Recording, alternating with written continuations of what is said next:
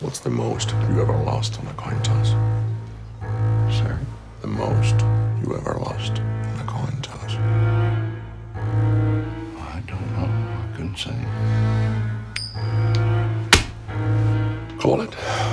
Anton Chigurh is described as a psychopathic killer, but the main antagonist in No Country for Old Men is more than that. Javier Bardem gave life to a peculiar, exotic-looking, and memorable character in Coen Brothers' 2007 neo-Western film. But what tools did the Spanish actor use to become the novel's most feared hitman? Although initially the actor didn't think he was suitable for the part, wanting to work with Ethan and Joel Coen made Bardem bite the bullet.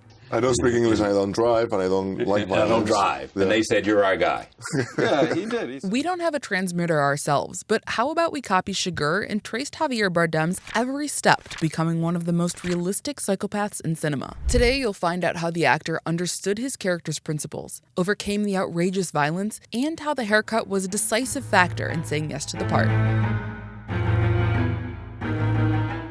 The film No Country for Old Men is based on the homonym book by author Cormac McCarthy. McCarthy is the mind behind creating the iconic character of Chigurh, but in the book, the author didn't include any physical description, leaving the door open for Bardem and the Coens to create their own vision of Anton. In the book, it's very well described physically, theoretically and philosophically, but it was truly wide open to how any interpretation, and it was the Coens and I to decide how do we bring this symbolic idea of violence into a man's behavior. It's impossible to think of Anton Chigurh and not immediately remember his hideous haircut. The hairdo idea came from the directors, but it became essential to get Bardem into Chigurh's mindset.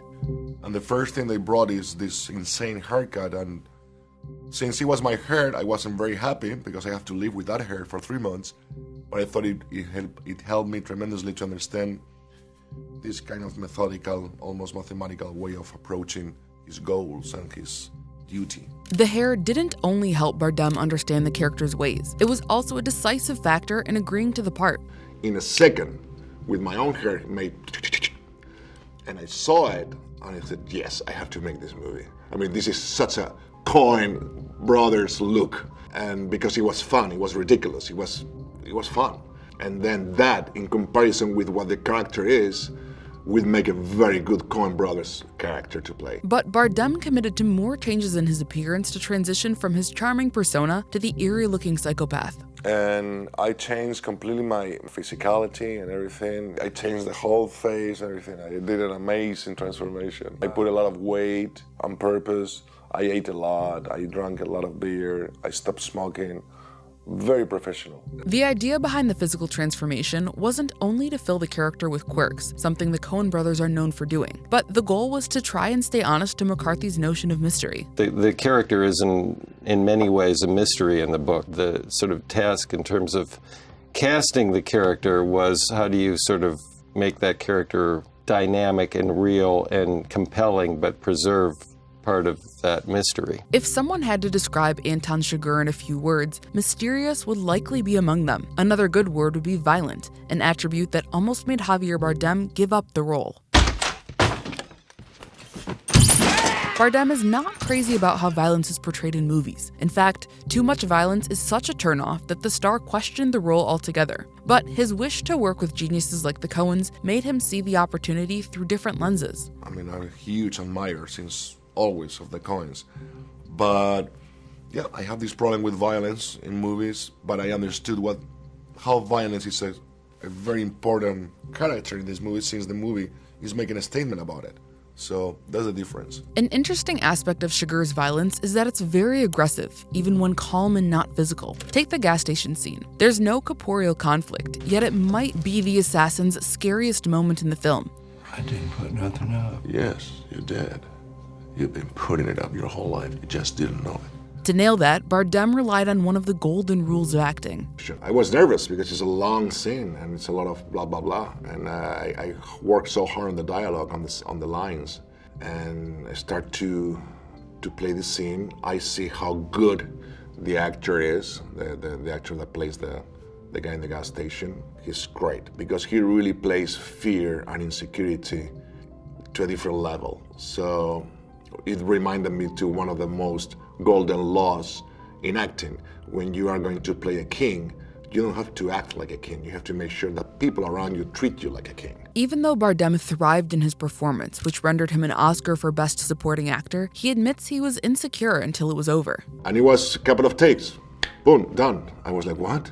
Really? After months of preparing, this is it? I was so insecure, but they are the Coens, and they know what they're doing. Aesthetically peculiar, violent in actions and words, a unique character. How much of all of this was Bardem's creation? Cinema is full of iconic psychopaths to draw inspiration from. But Javier didn't want his performance to be affected by ideas already used by other actors. And there are great performances. There are people that are kind of psycho that I thought for a second to take a look at, but then I thought that it would be a mistake. To look at somebody else's psycho. Because then I will copy exactly the same thing like he did, and I will bring that to their movie. The Spanish star wanted to create a psycho of his own. His way to understanding Anton was to follow the creator's logic, or at least come up with one to justify his behavior. The challenge was to create this person who would feel nothing. He will follow his own ethics, no matter what, and he will do it against his own will. I guess that's the crazy part. Like if something beyond his control or over him is telling him how to act, and still we don't know what it is. As an actor, that's the world that I kind of created for myself to, I guess, justify Anton Chigurh's actions. The goal was to make the character realistic, even if his looks and manners were a bit surreal. We tried to find a place where the person, which is kind of an embodiment of violence itself, is believable, and people can get related to him somehow. Boy, they got related to him, didn't they? Well, that's the point. In the humor, or in the clumsy way of doing things sometimes. Empathy is hard to extract from the audience with a character so ruthless as Anton Chigurh. For Bardem, reading the novel was imperative to reach some connection to the antagonist he was about to embody. Here's what he said in an interview with the Independent IE. Did I like the guy when I read the screenplay? No, not at all. But then, when I read the novel by Cormac McCarthy, I understood much better the philosophy behind the whole thing, and this idea about Chigurh and his principles. So I saw that, in his own way, this is a complex guy that helped me get a handle on him. It's widely agreed that Javier Bardem handled Anton Chigurh exceptionally well. The actor won several awards for his performance, helped the movie achieve the status of a classic, and was voted the most realistic fictional psychopath by experts, and even got his co-star Josh Brolin to like him. I think that's the great thing about this guy, about these bad guys, his bad guy, his Chigurh, is that there's a charisma that you can't help but like the guy, but you know you shouldn't. You want to follow him. Hair, looks, violence, and logic. Step by step, Bardem put together a fantastic puzzle to gift us all with an act we'll never forget. What about you? Did you find any redeeming qualities in Anton Chigurh? Let us know by commenting your answer below.